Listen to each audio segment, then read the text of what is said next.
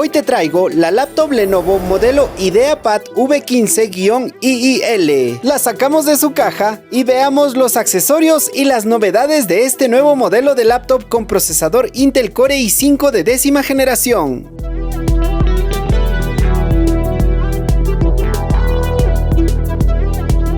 Viene con el certificado de garantía y el manual de instrucciones. El cargador de esta laptop es de 20 voltios y 45 watts. Y sus medidas son 36.22 centímetros de ancho, 25.15 centímetros de profundidad y 1.99 centímetros de alto. Tiene un teclado tipo isla en español latinoamericano, con las teclas numéricas para mejor desempeño en tus trabajos. Y por la parte superior tiene las teclas multimedia y el botón de encendido. Por aquí tenemos el touchpad multitáctil. Su procesador es un Intel Core i5 de 10ª generación y su tarjeta de video dedicada es de 2 GB Nvidia modelo MX130.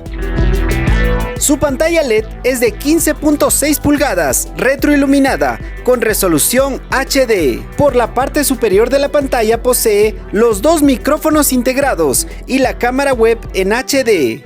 Viene con los siguientes puertos: el puerto de entrada de energía, el puerto HDMI, un puerto USB de versión 2.0 y dos puertos USB de versión 3.0.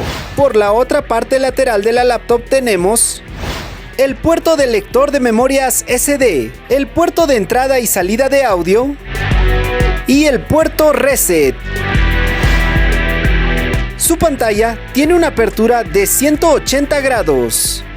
Y por la parte inferior de la pantalla tenemos el sistema de ventilación. Por la base de la laptop tenemos los dos parlantes estéreo. Por aquí tenemos la rejilla del sistema de ventilación y los 4 topes antideslizantes de goma. El color de esta laptop es un elegante gris acero, con el logo de Lenovo en forma vertical. No te olvides de darle like y suscribirte a nuestro canal y activar la campana de notificaciones.